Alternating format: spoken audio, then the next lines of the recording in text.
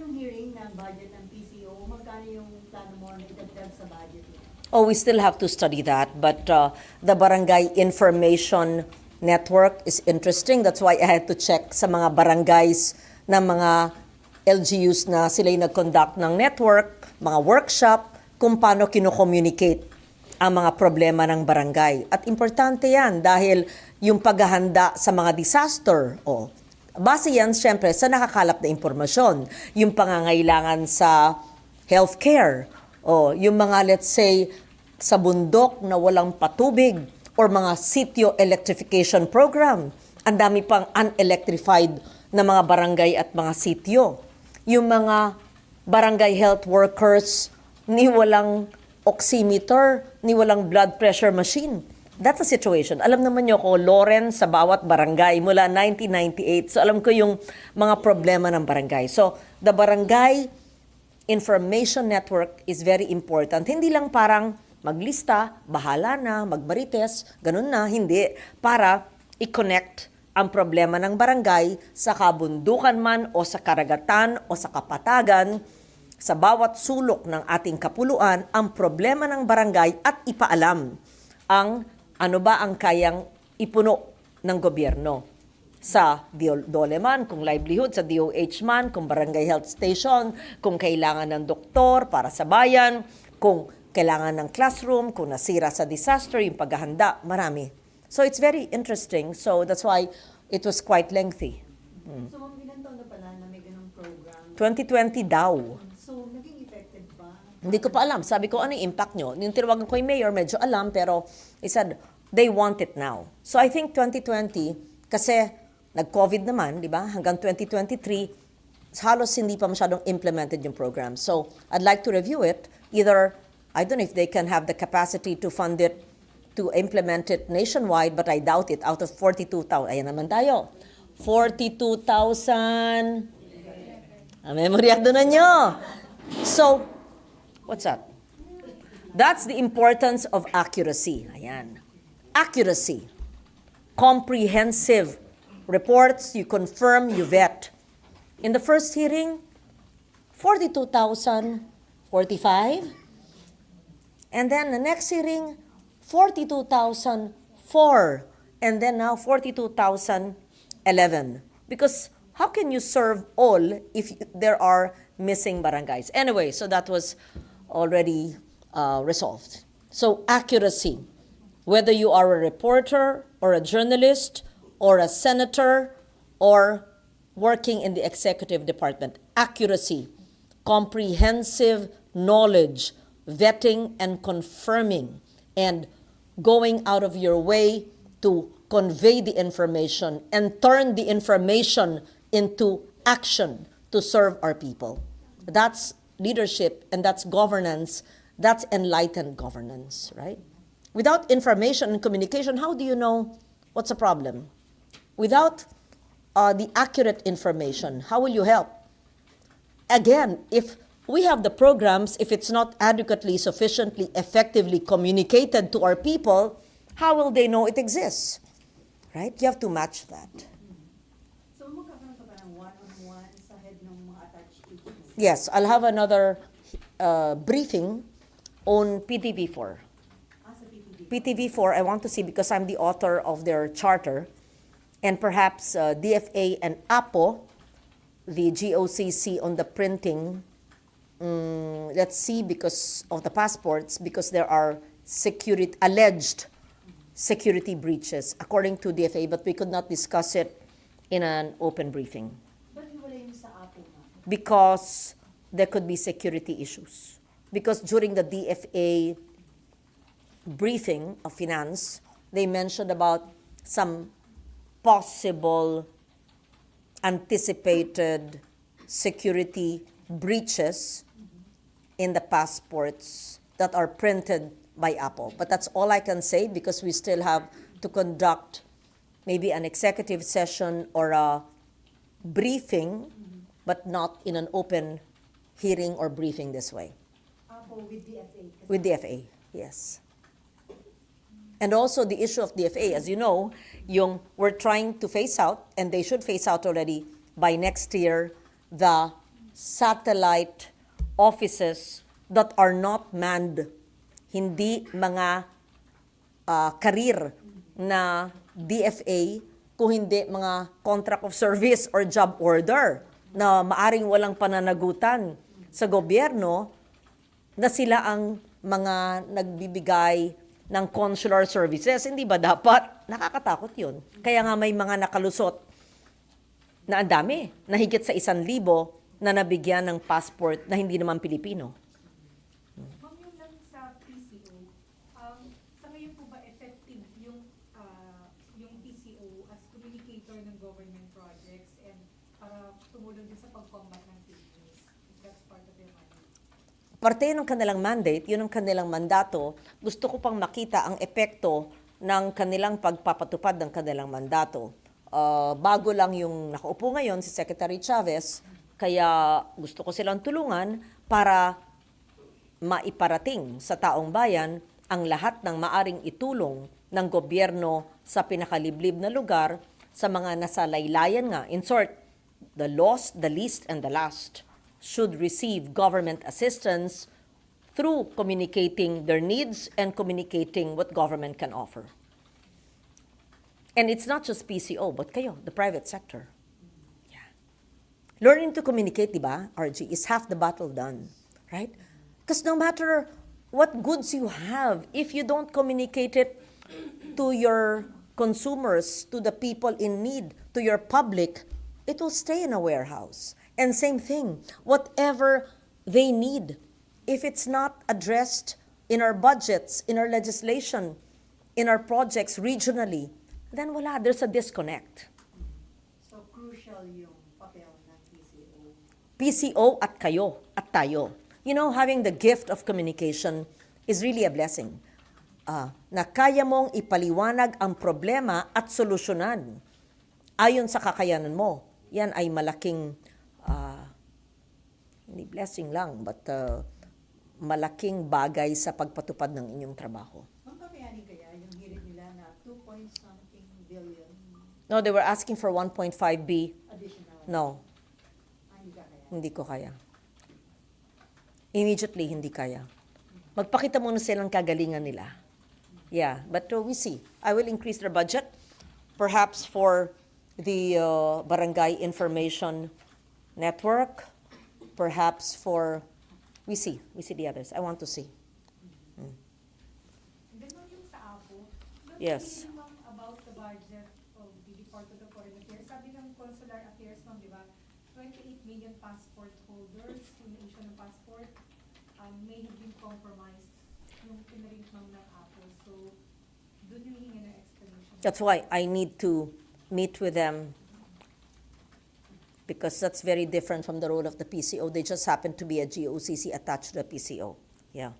So they're already working on the solution on the claimed data issues of the passport issues. So I want them to explain the possible breach if there was. So importante talaga precision, accuracy. Alam niyo sa newsroom yan precision, laser focus, laser precision, accuracy, comprehensiveness. In short, complete staff work. Whether you are a journalist or working in government or an elected official, accuracy, precision, comprehensiveness. Ma'am, on politics. Okay, I'm not a candidate. Nag-start na kasi yung filing ng Yes, certificate of yes. candidacy. Ano yung masasabi mo dun sa mga returning senators, yung mga nagpa-file para sa senatorial? Yes. I wish them the best. I'm looking forward to having most, if not all of them, assuming kasya sa 12, in the Senate. And I would look forward to working with our colleagues who were my colleagues before in my past 3 terms. Ma'am, wala kang concern kasi possible daw na magkaroon ng 3 magkakapatid. Ilang magkakapatid po? Sa Senate, just in case. It's up to the Filipino people. It's not for a lone senator to decide on that. Nasa botante yan. Di ba? Lahat naman yan. Kaya nga demokrasya Nasa botante yon. So, hindi naapektuhan yung image ng Senate as institution? Kasi sabi niya ba, magiging kamag-anak incorporated daw kung mga magkamag-anak. Again, nasa publiko yan, nasa botante yan, kung ano ang ihahalal, kung sinong ihahalal nila. So yung kapatid niyo mang yung re-electionist congressman ng Antique, yes. I was there October 1st for the filing of candidacy of my brother, Congressman A.A. Legarda, on his second term with most, if not all, of the, I think 17 of the 18 LGUs, incumbent mayors are with us. Mayors, vice mayors, and all the board members were there. Ilan ang mga kalaban niya sa Senate? Ay, Congress. May isa yata. But I don't know kung nag-file na. Si Sandro Ma'am, hindi pa sasabak sa politics. Sino? Anak niyo si Alian. And I'm talking about my brother in Antique. My son is registered in Batangas. We will see until October 8. May kinukonsider siya na My son is 31. He can speak for himself. We will see. pero kinukonsultahan niya Ma'am siya. Of course, he consults me. But he has his own mind, a very brilliant entrepreneur with a heart for the people. So kinukonsider niya pumasok sa politics. Antabayanan. Let's wait for October 9, then I can speak with you. May tanong naman po ako regarding the Supreme Court ruling on the farm. Yes. Specifically the part that excluded Sulu. Yes. How do you think will that impact first yung public services in that area? And then secondly, how will that impact the political dynamics coming into the Sure. election? Okay. First, we know that the Supreme Court decision is final, and it should be, it's executory, right? Okay. That was last September? 9. So, it's not part of BARM. That means their budget does not come from the block grant. They use their ERA, which is from the national government, through the LGUs, and we can now make amendments to help them. Definitely, the transition must not affect each and every tausug, each and every person residing, living in Sulu. So we must ensure the delivery of basic essential services of the province. That should not be it should be uninterrupted by a Supreme Court ruling. So DBM, I'm sure, is very much aware and is prepared for this. So I'm sure DBM would be able to know. We have a secretary who's from Mindanao. She's prepared for this. She knows what to do to fulfill the commitment in ensuring that the salaries, the benefits, allowances of those receiving from government, from the LGUs, will not be hindered or interrupted. And elections, of course, will be held at the same time, and we hope that it could be transparent and honest, peaceful. Do you think, how do you think will it affect yung political dynamics in terms of the people who are vying for positions in the regional government? Oh, so they May mga cannot. displaced po bang kandidato? Well, then definitely they cannot run anymore under BARM, right? Ganun lang yun. But they will still run for the local positions. Governor, they'll have their congressmen, they'll have their mayors. Yeah. So that's very clear. It's just coming from BARM, there's a block grant. Now you're out of it based Supreme Court, that's respected. Then DBM will adjust and give whatever is needed for the province. So ma'am, sa budget deliberation, you will make sure na walang madi-display. Oo naman. Sa Yes. mga taga-Sulu. Of course. Mhm. Yes. Kasi diba, Yes. may concern na mawala ng trabaho or sweldo. Hindi. There should be a transition. It's like maybe like a senator, maybe who was appointed, let's say, as a cabinet, no? So maybe there's a transition for the staff who are moved to the executive and not in the Senate. Baka ganun. It's just the payment of emoluments and salaries and benefits will be coming instead of the regional government from the block grant now will be coming from the central or national government. But it's still nationally funded because even the block grant of BARM is nationally funded, right? Yeah. Kasi yung concern niyo ba, kung hindi ma-address, baka yung mga extremist No, we know that. We know that, and I'm sure, as I said, the DBM had anticipated that, and that was still September, and we will be deliberating on the budget of every government department, whether education or health, agriculture, all the needs. Then we can help them as much and even help them better. In fact, I have a project in Sulu, the Sulu State College, which is urging me to help them to be a state university, and I'm helping because it's in the higher education committee. Yeah.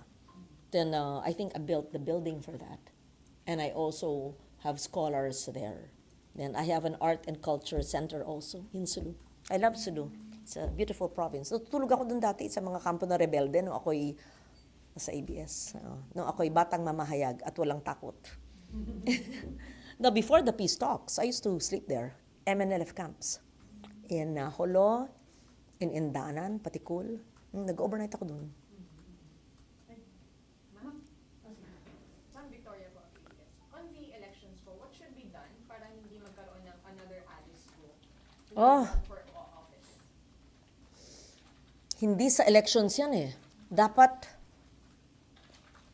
it's not for May 12. It's dapat suriin ngayon. Paano ba yan? Ng COMELEC, ng PSA, lahat ng kumakandidato, hindi ba? Yung mga may question dyan. Kasi may mga nagsabi na merong ang mga local civil registries na nag-issue ng birth certificate sa non-Filipinos. So, authentic yung documents, di ba? Hindi fake.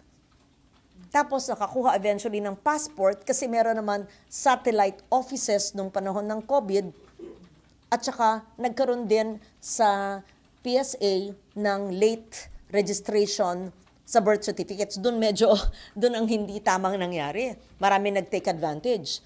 Siguro, galing Sina, pumunta rito, di ba, inamin nila, may mga pinapaspy na sila mula 2016 onwards. Tas may late registration, take advantage. They wove their way into our corrupt bureaucratic system, took advantage through money. I'm sure money changed hands, and they got it. So, it's not for the people to decide in the elections on May 12, suriin ngayon. Kailangan kahapon, kailangan ng isang buwan pa, kailangan ng isang taon pa nung pumutok ng isyong ito. So, trabaho yan ng PSA at ng local civil registries na tignan sa mga kandidato sino mga na-issue, nakikita naman nyo eh. Tapos may nagsasabi nga na meron mga nag-a-apply ng passport, kunyari PWD, tapos may interpreter. Yung pala kasi hindi marunong mag-English o Pilipino. Halata naman yun. Interpreter, kunyari PWD. But hindi naman siya.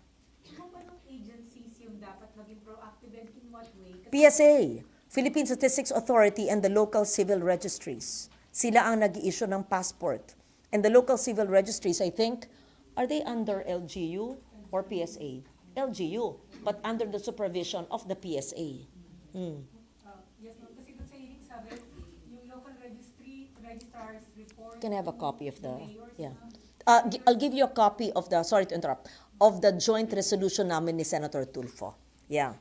So, because it's our shared advocacy, yeah, we are urging the appropriate committee to inquire into certain local civil registries that reported having issued birth certificates through late registration of foreign nationals. So I think there was already a hearing, but this is another joint resolution that we want I think Blue Ribbon or DILG. I think Blue Ribbon. Kasi ang sabi ng COMELEC, ministerial lang yung kanilang pag-action. Exactly. Yes, ministerial sila. So, tingnan natin sino. Hindi pwedeng ang mga ahensya ng gobyerno, hindi kami. Sino? Kaya, tingnan. Sino ang nag-file after October 8? Sa lahat ng nag-file, malalaman naman ninyo eh. Pag galing sa political family, alam na ninyo. Diba? Pag alam nyong Pilipino, yung mga medyo baguhan, or maski na, malay mo, meron dyan re-electionist, pero alam nyo na, parang hindi Pilipino. Yun. Ilan lang naman yan. Hindi abot yung 1,000 na kandidato. Diba? Titignan. So, PSA, LGU, local civil registries. Tapos ang DFA, inamin din nila na meron mga nag-a-apply ng passports na hindi nila binibigyan. Na dun pa lang sa window, bistado na. So gusto ko, sabi ko next time, meron kayong pulis na kaagad dyan. Para kasi wala silang power i-hold yung mga yon. Pag dinenay nila, tas umaalis na lang daw, di susubok na naman next time. Buti na lang, alisto yung ibang DFA. Kung may pulis dyan, di, arestoy mo na. O may NBI dyan. Kaya hiniling ko nung hearing ng DFA na mag-MOA with NBI, may nakabaon dapat sa mga consular officers ng mga NBI. Kailangan yung mga agencies kasi, kumikilos lang until pupukin ninyo dito sa Senate. Kailangan pinupukpok talaga. So, kung yung sa PSA, Minsan parang silang pagong talaga. so, Oo. balak, like sa PSA, do you intend to, Pukpok. how pagsasabihin nyo? Una, okay nga, good suggestion. Padala naman nyo sa PSA yung aming joint resolution ni Senator Tulfo. PSA, DFA. Tama? Akong susulat. Oo. Tapos, itong concern nila, suriin ng dalawang ahensya ng gobyerno, tumulong na rin ang DFA, lahat ng kandidato na nag-file. Ilang kaya mag-file? Alam naman, siguro itatabi nila, kunyari ito lahat ng kandidato, sino yung parang questionable Malalaman naman yan ng kanilang regional offices, itabi, tapos tignan natin. So, yung birth certificate automatic na din. Oo. Tapos baka naman tatakbo pa yung babaeng tatakbo pa rin daw, di ba? Kapal. My God. Hindi, dapat hindi payagan ng COMELEC. Diyan nila, because wala na yung kanyang, kinancel na yung kanyang birth certificate, right? It's, no, but it's proven to be fraudulent. Pero wala pa daw po kasing final. Kaya pwede pa. Kaya pwede pa rin siya. No. Dapat may gawin ng COMELEC para i-disqualify siya. She's been disqualified. Ano yung dating sakaling may makalusot pa rin na isang Alice Go or this coming election? Sigurado nga ako, sa dami-dami niyan, hindi naman kailangan mayroon. Malay mo, konsehal, malay mo. Kaya nga, magkaroon sana tayo ng hotline or Facebook page. Ayan, report foreign nationals who are either in the barangay level or SBs or SPs or mayors or whatever. Right? Report. Ilagay mo yung kilala mo, kapitbahay mo. Dito kailangan ng mga marites. Ayan, sa kada barangay. So, para tayong investigasyon, gagawin ko yan. Ayan, si Barangay Information Network. Hanapin nyo, alam naman nyo Barangay, ilang purok, ilang sityo. Pag meron dyan, marunong siya managalog, pero alam mong, lumutang lang ito nung isang taon na or 20 years ago, pero yung mga lolo nyo at lolo, wala alam nyo. So, si Barangay Information Network, importante yan. Ang local media, diba? Gawa kayo ng Facebook page. Tayo na nga. Yan, di ba? Report foreign nationals who are masquerading as Filipinos. Naku, masaya yan. So, may mga butante rin. Teka, I'm on Facebook Live pala, di ba? Teka.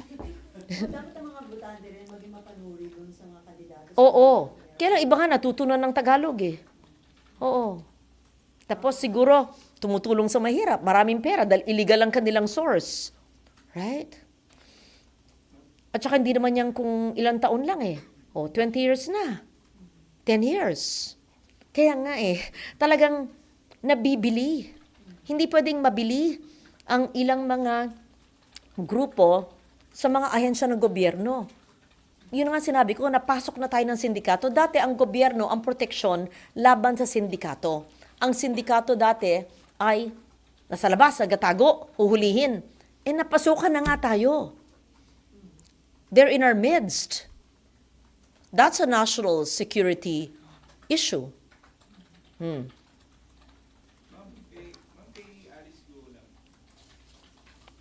So, according to the DFA, there are a total of 71 suspected cases of foreign nationals who were able to fraudulently acquire Philippine passports, currently being investigated by the DFA.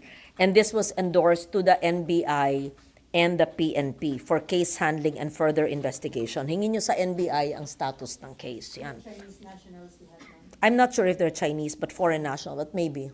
Wala naman siguro American, right? No. Or European. I don't think so. I don't know. So, importanteng malaman yung 71 na yun. Yeah. So this really clearly undermines public confidence in our institutions and government. And in places, it places our national security at risk. So those who facilitated, those who planned it, those who conspired, and those who helped and aided these acts, they must face the consequences of their illegal and criminal behavior and action. So I don't think, and I think the Filipino people must expose, and we must not suffer in silence and be victimized by another Alice Go. Yes. Napanood niyo, ganyan po from PTV. Napanood niyo po yung video ng Al Jazeera, yung documentary na po, na parang tinload doon na spy si Guo.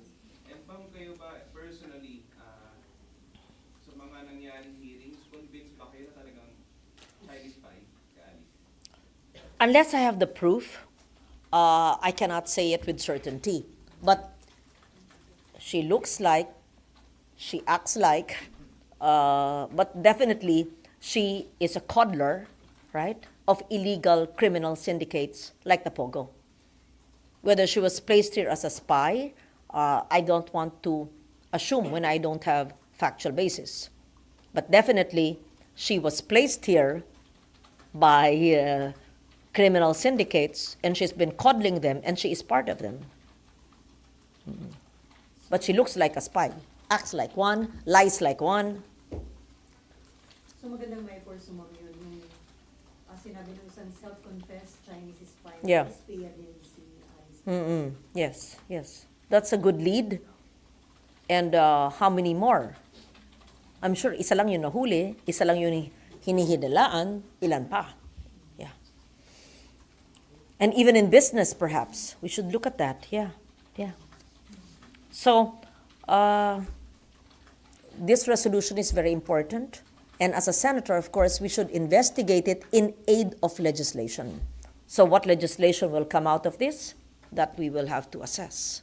So may wala pang schedule ng hearing ang July 1? According to Senator Pia, she conducted 2 hearings based on previous resolutions, and she can take this into consideration or perhaps conduct another hearing depending on the chair and come up with a committee report.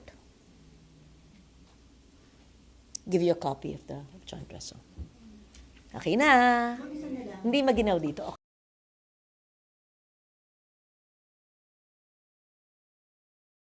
Parang na maulit yung nangyari na pagdating sa BICAM, may mga nai-insert na hindi alam ng ibang mga members. Simple. We should just all be given a copy of the BICAM report. And we should see and compare it with what we passed in the Senate. Pero usually wala na kayong time para bibigay that day. Prior to O ratification. paano pipirmahan? No. During my time, and you can call Attorney Doblon, I would be given the authority to do the BICAM, right? Small committee.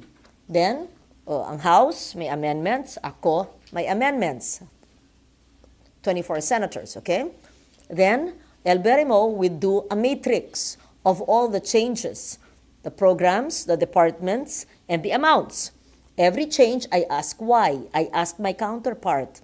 Then I either agree or disagree, and so that I know. So that para sagot ko lahat ng BICAM changes. So that's a suggestion. That is what I used to do. Pero ma'am, nangyayari kasi morning magbabaycam, afternoon ratification na kaagad. Parang wala nang time yung mga That's why I would ask that we know the changes between what we pass in the Senate and the BICAM report, which will be ratified, the major changes, major or minor changes. So bigyan pa ng enough time yung mga member ng... To know, yes. Because we approve this. What if what we will approve in the BICAM is not the same? Like ma'am, yung AKAP budget, diba, Yes. nagulat na merong akap. Yes. Sa COMELEC, 5 billion, no? Pati COMELEC, Yeah. no? Although to be fair, yung AKAP naman, that's really social services. Diba? To be fair. Because my brother has AKAP in Antique na pupunta sa mahirap. To be fair. Pero ma'am, it was not deliberated on sa committee level and even during your Because the AKAP, sa plenary. the AKAP is a house program that they did for all congressmen. Not that I'm defending them, so that I understand. In short, there's a bulk of an allocation for the House amendments, dun nila sinabsum. Because my brother tells me, Manang may AKAP. Oh, very good. O, DSWD, ganun. Nakakatulong sa tao.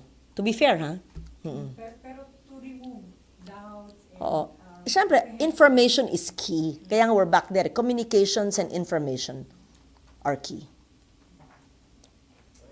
Okay. Every week kaya tayo?